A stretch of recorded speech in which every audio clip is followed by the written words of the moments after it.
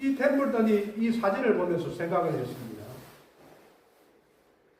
하나님이 천지 만물의 주인이시라면은 왜 하나님께서는 이 여인에게 비를 주시지 않는가? 그 의심이 자꾸, 그 믿음이 자꾸 그 생각이 드는 거예요. 하나님이 계신다면은 왜 이 여인에게, 이 어린 아기에게 비를 주시지 않고 생명을 거두가시는가? 의심이 드는 거예요. 의심에 빠졌습니다. 그리고 이 템플턴은 빌리 그레함하고 갈라지면서 하나님이 계신다면 어찌 이 의심이 가지를 않았어?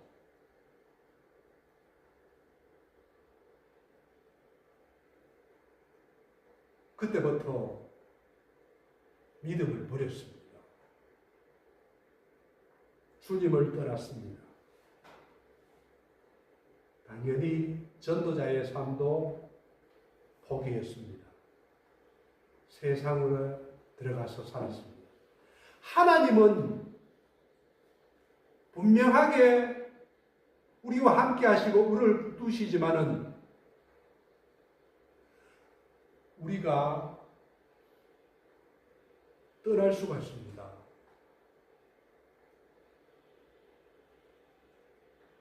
사탄은 우리에게 하나님과 사이 우리의 관계를 멀어지게 하려고 수단과 방법을 가리지 않거든요. 우리 생각 속에 들어옵니다. 수도 없이 들어옵니다. 사도 바울이 나는 믿음의 선한 싸움을 싸우고 나의 갈 길을 마쳤다고 할 때에 믿음의 선한 싸움은 누구에게나 있습니다.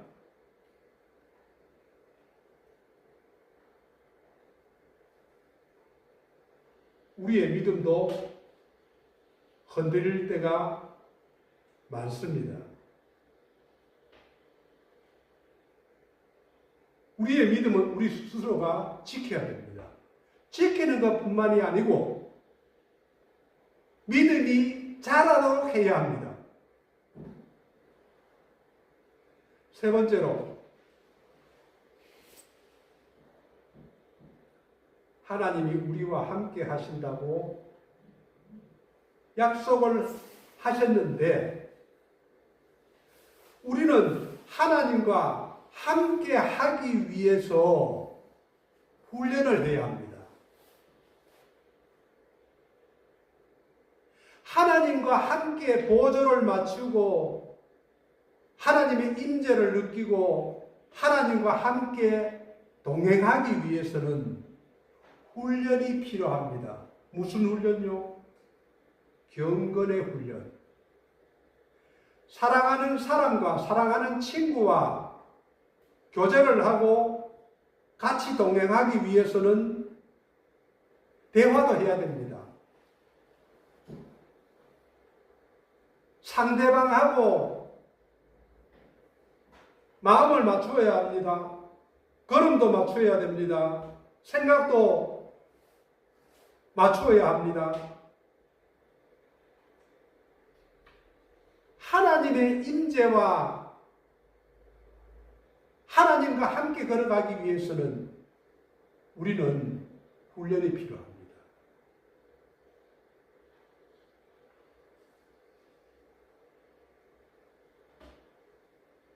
하나님이 우리에게 대화를 하자고 이야기하는데 하나님은 끊임없이 우리의 마음을 두드리고 우리에게 말씀을 주시거든요. 목사를 통해서도 이야기합니다. 설교를 통해서도 이야기를 합니다. 그런데 내가 그걸 못 듣는다든가 내가 그것을 거부하면은 동행이 되지 않습니다. 그래서 우리는 하나님과 동행하기 위해서는 사도 바울이 이야기했습니다. 무시로 성령 안에서 기도하라. 쉬지 말고 기도하라. 기도가 교제의 시작이다. 기도가 관계를 유지하는 가장 좋은 방법이다. 그런데 우리가 기도를 잘 안 하거든요. 여호와의 말씀을 주야로 묵상하라. 여호수아 보고 이야기했거든요.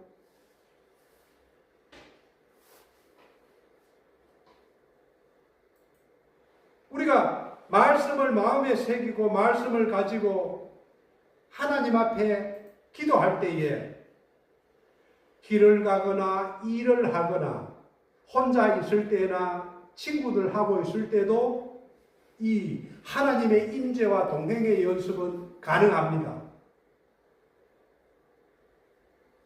말씀을 묵상하고 기도하면은 이것이 훈련입니다. 내가 자주 마음의 문을 열고 하나님, 거룩하신 하나님을 부르면서 기도할 수 있다면 우리는 훈련을 하고 있는 것입니다. 이것을 제대로 하지 못할 때가 너무나 많습니다.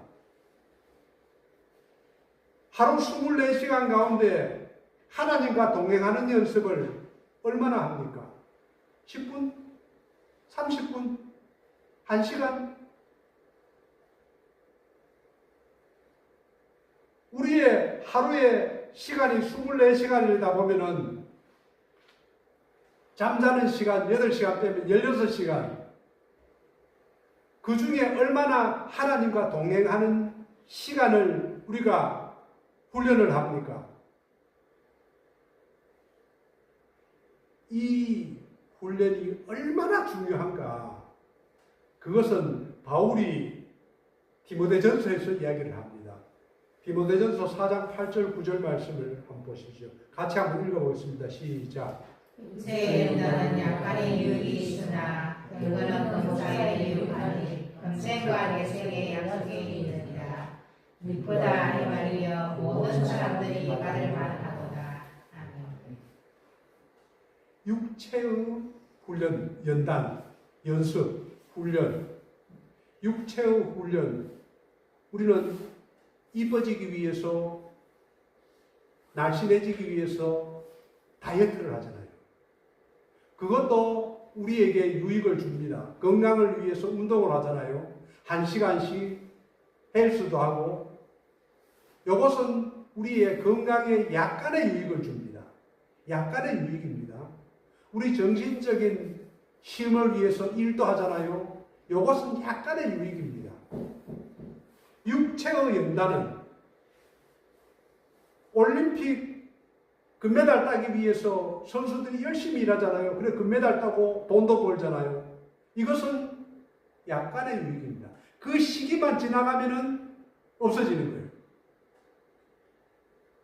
경건은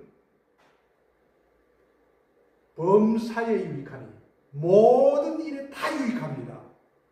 아침 눈 뜨고 일어나서부터 저녁 잠잘 때까지 이 땅에서 먹고 입고 살아가고 사람 만나고 모든 일에 유익을 줍니다. 육체의 훈련은 약간의 유익이 있지만은 경건은 모든 일에 다 유익이 됩니다. 비교할 수가 없습니다. 이것은 금생과 이 땅에서 살아가는 데에 유익하고 내생에서 천국에서도 약속이 있는 계명입니다. 그래서 믿보다 진실하다, 아주 신실하다, 이 말이요, 이 말씀이요, 모든 사람이 받아야 된다. 바울이 이야기하거든요. 자기가 겪어봤기 때문에.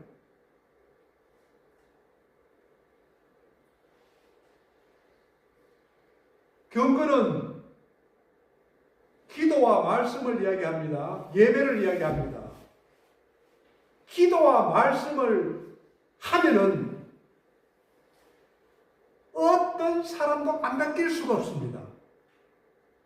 기도하면은 성령이 충만합니다. 늘 기도 힘쓰면 큰 권능 받겠네. 기도에 힘쓰는 만큼 능력을 받습니다. 성령으로 충만합니다. 삶이 변화됩니다. 기도하면은 하나님께서 들으십니다.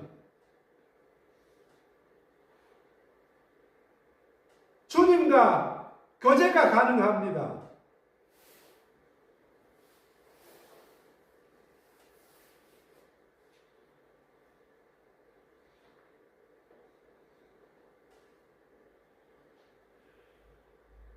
우리가 2025년을 지났습니다.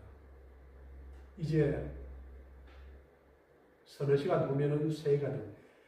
새해에는 오늘 주시는 말씀, 하나님께서 나와 함께 하시고 계신다. 이것이 내 삶의 능력으로 오기 위해서는 2026년에는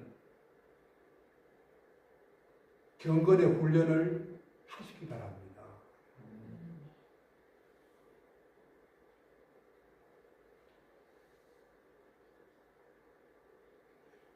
이 경건의 훈련은 믿음이 자라고 성령으로 충만하고 가정이 잘 되고, 내가 잘 되는 방법은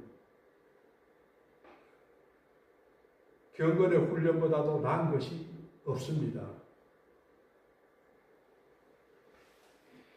이 방법은 신앙생활을 30년, 40년, 50년 해도 먼저 믿은 자가 나중되고 나중 믿은 자가 먼저 될 수가 있습니다.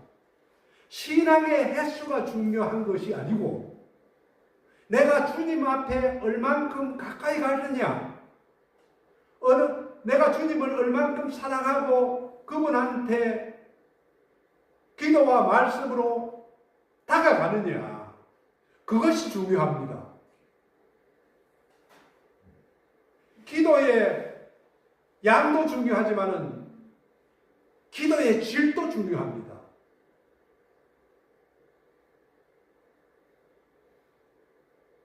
하나님이 나와 함께 하시는 것이 체험이 되고, 하나님의 나와 함께 하는 것이 느껴진다면은, 동행을 경험한다면은 우리가 두려울 것이 뭐 있습니까? 우리가 또한 받지 못할 것이 무엇이 있습니까? 2026년 새해에는 이러한 은혜가 저와 여러분의 있기를 주님의 이름으로 축원드립니다. 아멘.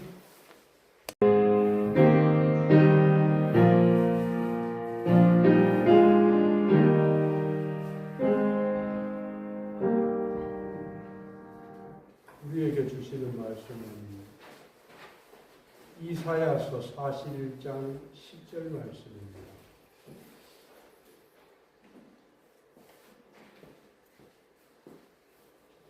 이사야서 41장 10절 말씀 같이 받들어 읽도록 하겠습니다. 시작. 두려워하지 말라. 내가 너와 함께함이라. 놀라지 말라. 나는 네 하나님 되리라. 내가 너를 굳세게 하리라. 참으로 너를 도와주리라. 참으로 나의 오유로운 오른손으로 너를 붙들리라.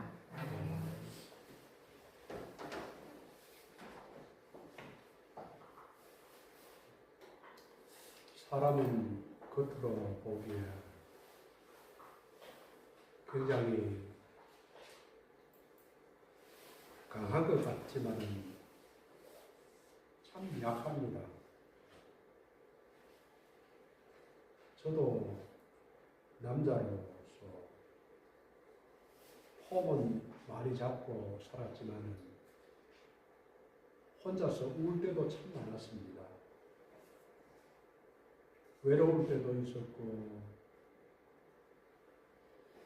고독할 때도 있었고 환경이 너무 어려워서 어디든지 의지할 데가 없었어. 하나님을 믿는다고 하지만 내 믿음이 약해지면 내가 믿음이 약해지면 의지하지도 못하겠더라고요. 그래서 눈물을 흘릴 때도 참 많았습니다.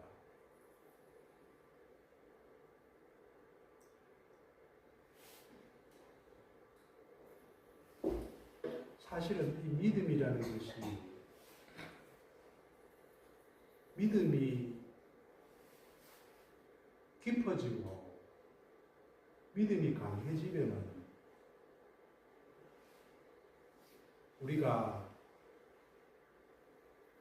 강건하게 살 수가 있습니다. 우리가 믿음이 약하기 때문에 자꾸 늘리고 하나님이 안 계신 것 같고 하나님이 나에게 도움을 안 주시는 것 같은데 성령으로 충만해지면은 하나님이 나를 오른손으로 붙들고 나를 이끌고 다니시는 것을 우리가 체험할 수가 있습니다. 그런데 항상 그렇게 살지를 못하거든요. 때로는 믿음이 흔들리고 약해지면은 어찌할 바를 모릅니다.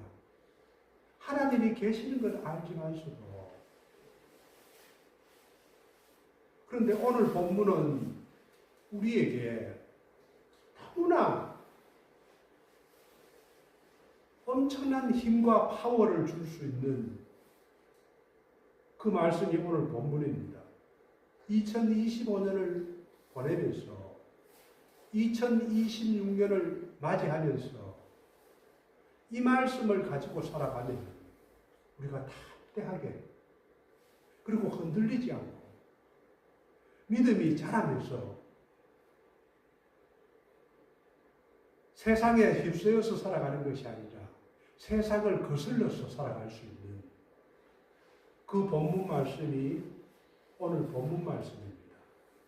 이 말씀은 약 5년간 2000년부터 2025년까지 성경 앱에서 가장 많이 찾고 읽힌 구절입니다. 오늘 본문 말씀을 한번 보십시오. 두려워하지 말라. 우리가 두려울 게 얼마나 많습니까? 염려, 걱정, 근심, 자식, 집안일, 친구 관계, 건강, 재정, 미래, 앞으로 어떻게 될지, 내 삶은 어떻게 될지, 이런 것이 오거든요. 그런데 하나님께서는 우리에게 분명하게 제시하십니다. 두려워하지 마라. 아무것도 두려워하지 마라. 이 세상에 살아가는데 그 모든 것을 두려워하지 마라. 왜 그러냐? 내가 너와 함께 한다. 내가 너와 함께 하고 있다. 놀라지도 말아라. 놀랄 필요도 없다. 세상에 무슨 일이 생겨도, 지구가 무너져도, 전쟁이 일어나도, 내 옆에서 싸움을 해도 놀라지 마라. 왜 그렇습니까? 나는 너의 하나님됨이라. 하나님은 우리를 자식으로 취급합니다. 자녀로 취급합니다. 부모는 자녀를 애지중지 돌봅니다. 그 하나님께서 우리를 돌보시겠다는 거예요. 그리고 우리의 마음을 굳세게 해주겠다. 내가 너를 굳세게 하리라. 참으로 거짓말이 아니다. 너를 도와주리라. 참으로 나의 의로운 오른손은 힘을, 능력을 말씀하거든요. 너를 붙들겠다는 거예요.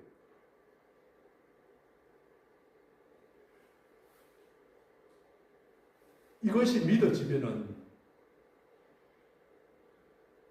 우리는 담대하게 이 세상을 살아갈 수가 있습니다. 그런데 문제는 그렇게 살지 못할 때가 많다는 거죠.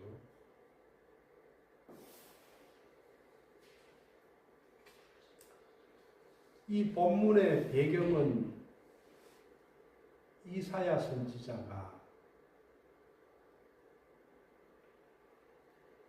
이스라엘 백성은 하나님께서 선택한 백성입니다.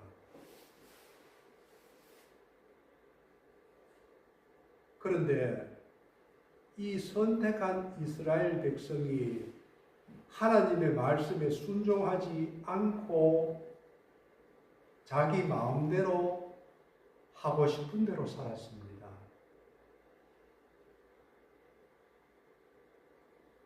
그 대표적인 예가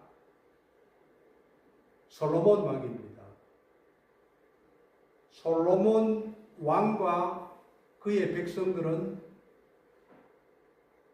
솔로몬이 노후에 허랑방탕한 생활을 했습니다. 하나님이 살아계셔서 우리를 눈동자처럼 보고 있는데 자기의 후처를 수백 명을 데리고 살면서 그 이방 여인들 우상을 섬겼습니다. 살아계신 하나님께서 엄청나게 질투하십니다. 그리고 솔로몬에게 몇 번 지적을 합니다. 너 그렇게 살지 마라. 너 죽는다.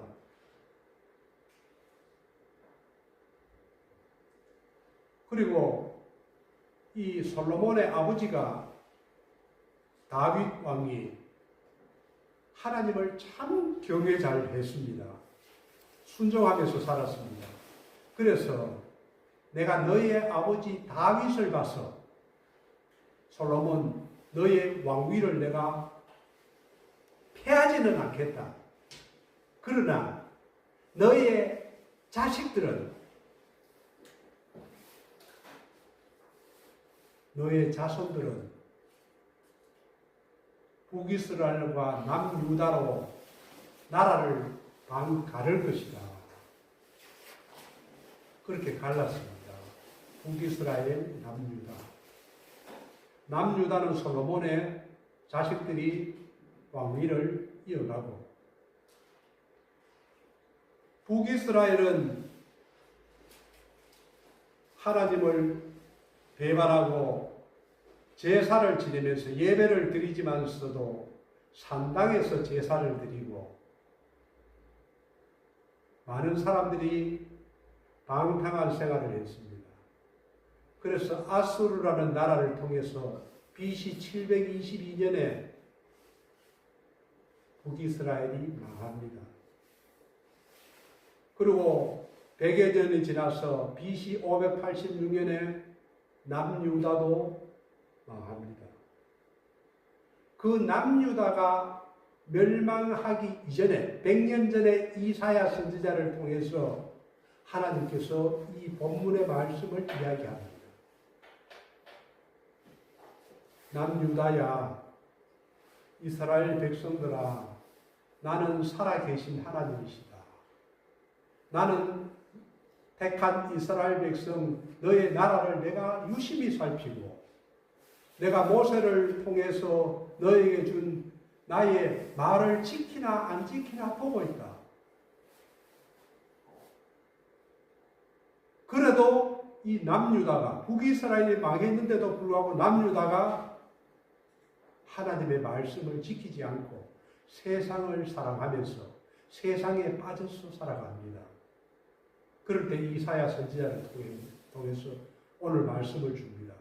내가 앞으로 100년 후에 이 남유다를 바벨론에게 전쟁에서 망하게 하고 이 이스라엘 백성들을 바벨론 포로로 끌려가게 할 것이다.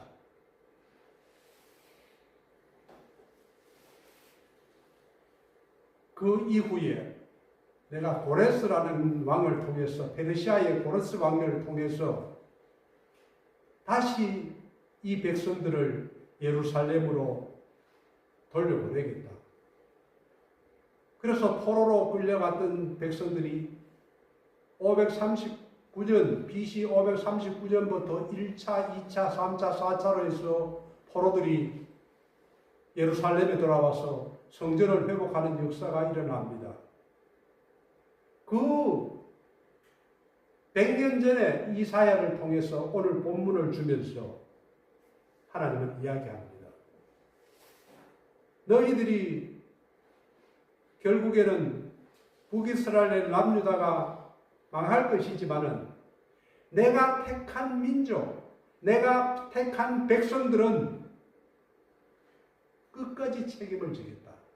너희들이 아무리 나를 떠나서 허랑방탕하게 살아도 결국은 나의 백성은 돌이키겠다는 것이 이 말입니다. 오늘 본문의 말입니다.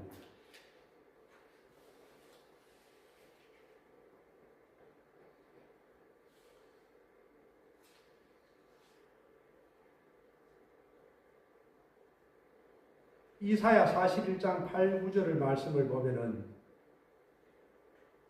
이렇게 이야기합니다. 나의 종, 너 이스라엘아. 한번 띄워보세요. 이사야 41장 8, 9절 말씀. 그러나 나의 종, 너 이스라엘아. 이 이사야 선지자를 통해서 남유다 이스라엘 백성들에게 이야기하는 이야기입니다. 지금 하나님께서 이렇게 이야기합니다. 나의 종, 너 이스라엘아. 내가 택한 야곱아. 이스라엘을 여러 가지로 부르지요. 나의 벗, 아브라함은 하나님의 벗이라고 불렸습니다. 왜 그러냐 하면은 진실되게 하나님을 사랑하면서 이 땅을 살아갔기 때문에 나의 벗 아브라함의 자손아, 내가 땅 끝에서부터 너를 붙들며 땅 모퉁이에서부터 너를 부르고 내게 이르기를 너는 나의 종이다. 내가 너를 택하였다. 그리고 싫어하여 버리지 아니하였다. 이렇게 얘기합니다. 남유다를 보고 이스라엘 백성들을 보고 신약 성경은 똑같습니다. 신약 성경을 보면은 마태복음 28장 10절의 말씀을 보면은 예수님께서 우리를 보고 이야기합니다. 볼지어다 내가 예수님께서 세상 끝날까지 너희와 항상 함께 있으리라 하시니라. 예수님께서는 부활하셔서 40일 동안 제자들과 함께 지내며 11번을 만나줍니다. 한 번 만나가 제자들이 믿지를 못하기 때문에 12제자도 만나고 도마도 만나고 막달라 마리아와 여러 어머니들도 만나고 그리고 500의 형제들에게도 만나고 여러 번 부활한 모습을 보내고 하늘나라로 제자들이 보는 가운데 올라가면서 이 말을 합니다. 볼지어다 내가 예수님께서 세상 끝날까지 이 세상은 계시록 마지막에 보면은 이 세상은 없어지고 새하늘과 새 땅이 이 자리에 임합니다. 그때까지 세상 끝날까지 너희와 항상 함께 있으리라 하시리라. 예수님께서 우리와 함께 하겠다는 겁니다. 버리지 않겠다는 것입니다. 함께 하겠다는 겁니다. 오늘 본문 말씀도 한번 보십시오. 10절 말씀을 보면 두려워하지 마라. 이스라엘 백성들에게 내가 너와 함께 함이라. 놀라지 말라. 나는 내 하나님이 되리라. 구약의 이스라엘 백성 보고 이야기하고 신약의 우리를 보고 이야기합니다. 신약에서는 우리를 보고 이야기합니다. 예수님께서 내가 세상 끝날까지 너희와 항상 함께 있으리라. 자, 문제가 있습니다. 예수님께서 나와 함께 하고 계시는데, 예수님께서 내 안에 계시는데, 예수님께서 내 옆에도 계시고 나와 함께 계시는데, 그런데 내가 얼마나 이 능력을 체험하고 사는가? 예수님이 내 안에 계시는 것을 체험하고 사십니까?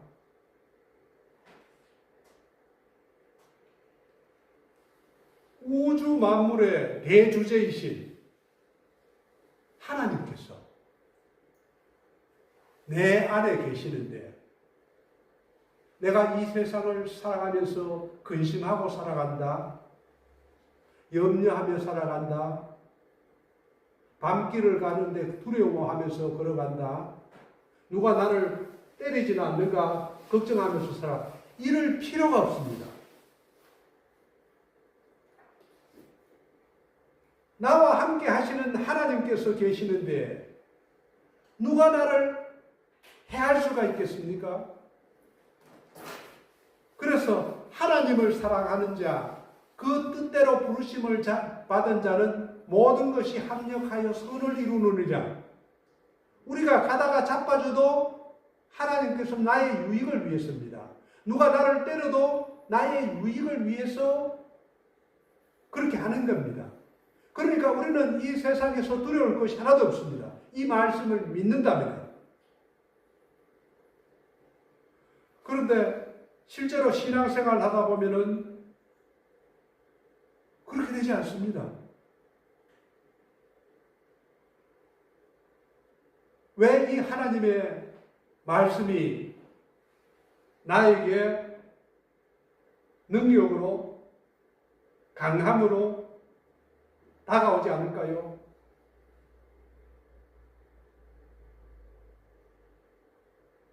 그것은 세 가지를 두고 이야기한다면 우리가 하나님의 진실하심을 잘 모르기 때문입니다. 하나님은 자기가 한 말을 책임지시는 분입니다. 사람은 자기가 한 말을 책임질 수가 없어요. 환경이 바뀌고 문제가 달라지면 말이 바뀔 수가 있습니다. 그러나 대주제이신 하나님은 자기의 말한 대로 행하십니다. 사무엘상 15장 29절 말씀을 보면은 사무엘 선지자가 이렇게 이야기합니다. 한번 같이 읽어보겠습니다. 시작. 이스라엘의 지존자는 그것이나 용서하는 것이니 그는 사람이 아니심으로 결코 용서하지 않습니다. 자기 말을 바꾸지 않습니다. 내가 너와 함께 하겠다 하면은 끝까지 책임지십니다. 문제는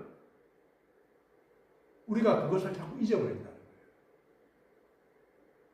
믿지를 못한다는 거예요. 하나님의 손을 거절한다는 거예요. 거절하다 못해 어떨 때는 대적합니다. 업신여깁니다. 데살로니가 전서 5장 24절도 같은 말씀을 하십니다. 너희를 부르시는 이는 미쁘시니, 이 미쁘다는 말은 진실하다, 신실하다는 말입니다. 진실하다. 우리를 부르신 분은 신실하고 진실하다. 그가 또한 이루시리라. 말씀대로 행하시겠다는 거예요. 하나님께서 입으로 낸 이 성경의 말씀을 책임지겠다는 말입니다. 아브라함을 불렀습니다. 75세에 불러서 100세에 이삭이라는 아들, 나이가 100살이면 늙은입니다. 사라가 나이가 99세, 10살 차이 나니까 90세인데 늙은 할머니가 어떻게 아기를 가지겠습니까? 그러나 하나님은 이삭을 주셨습니다.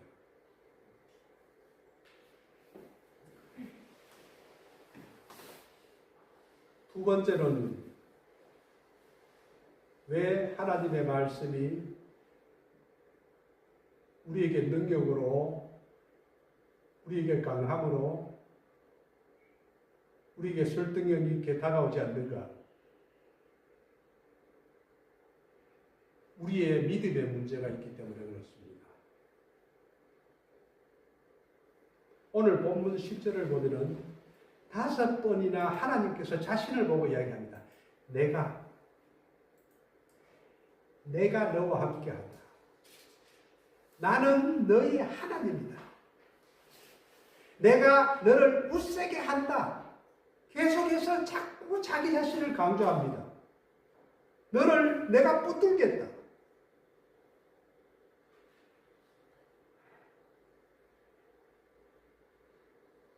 그런데 그 말씀이 우리에게 다가오지 못하는 이유는 내가 그 말씀을 믿지를 못합니다. 성령으로 충만하면은 믿어집니다. 음성이 들립니다. 교제를 할 수가 있습니다. 하나님과 대화를 할 수가 있습니다. 그러나 믿음이 식어질 때가 많습니다. 어린아이같이 순전하게 하나님 말씀을 그대로 믿어야 되는데 자꾸 잔머리 굴립니다. 그래서 하나님이 주시는 이 능력의 말씀을 우리가 체험하지 못하고 받아들이지 못합니다. 우리만 그런 게 아니고요. 예수님하고 같이 다니는 12제자도 그랬습니다. 예수님하고 갈릴리에서 배를 타고 예수님이 배 안에서 죽으셨습니다. 이 제자들은 예수님이 죽은 나사로도 살리고 이적과 기적을 다 체험했습니다. 오병이어에 사모님 뭐죠? 떡 5개, 물고기 2마리, 5,000명을 먹이는 그 기적도 일으켰습니다. 그런데도 제자들은 하나님인 줄 아시는데도 믿지를 못해요. 갈릴리에서 바다에 배가 풍랑이 일기 시작합니다. 센 파도가 작은 배를 때리니 이 제자들이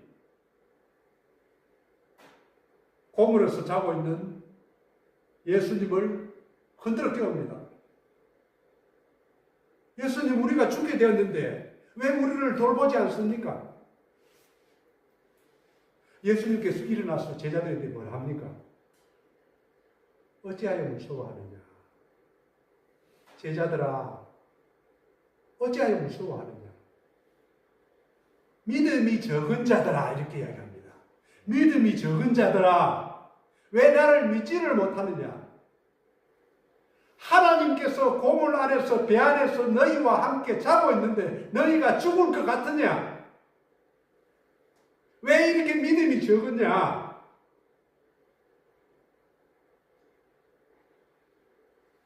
우리가 그렇습니다. 저도 그렇습니다. 저도 믿음이 작으면요, 두려워지고 염려가 생기고 흔들립니다.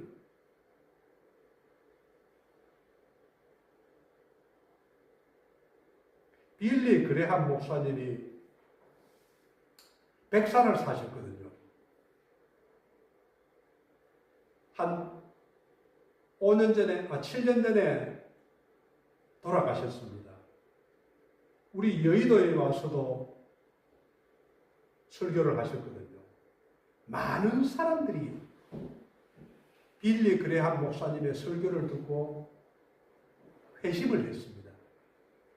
수백만 명이 빌리 그레함 목사님의 설교를 듣고 회심을 했습니다. 엄청난 많은 영혼들을 건진 분입니다. 그런데 이 분이 1959년대에 전도자로서 한창 일할 때, 나이가 이제 40, 50대 됐죠. 일할 때에. 가는 곳마다 집회를 하고, 가는 곳마다 전도를 해서 많은 사람이 돌아오고 이 젊은 목사님이 미국에서 많은 사람으로부터 각광을 받았습니다. 이때 이 그레함 목사님의 아주 절친한 친구가 있었어요. 템플턴이라는 친구가. 템플턴이라는 이 친구가 그레함 목사님의 아주 친한 절친이었는데 이 친구도 템플턴도 예수를 믿게 되고 자기가 배심을 하게 되니까 성령을 받으니까 마음이 뜨거워져서 가는 곳마다 예수를 전했습니다. 오히려 미국과 유럽을 다니면서 전도를 했는데 빌리 그레함 목사님보다도 이 템플턴이 더 영향력을 끼쳤을 때도 있었습니다. 그래서 이 템플턴이 개척교회를 시작했는데 얼마 가지 않아서 1200명이 그 교회에 교회당이 찰 정도로 모였다고 합니다. 그런데 이 반짝인 템플턴이 우리의 믿음의 위기가 닥쳤습니다. 위기는 언제나 옵니다. 사탄은 우리의 믿음을 뺏어가기 위해서 무슨 짓이든지 다 합니다. 이 템플턴이 사진을 한 장을 봤습니다. 이 사진은 아프리카에 어떤 여인이 자기 아기가 죽어서 자기 아기를 안고 무릎 위에 안고 원망 어린 눈으로 하늘을 쳐다보는 이 사진 한 장을 템플턴이 구입을 해서 봤습니다. 당시에 그 북아프리카에는 엄청난 가뭄으로 지금도 비가 잘 안 오지만은 그때 가뭄으로 사람들이 많이 죽었고 고통을 당했고 그리고 기아로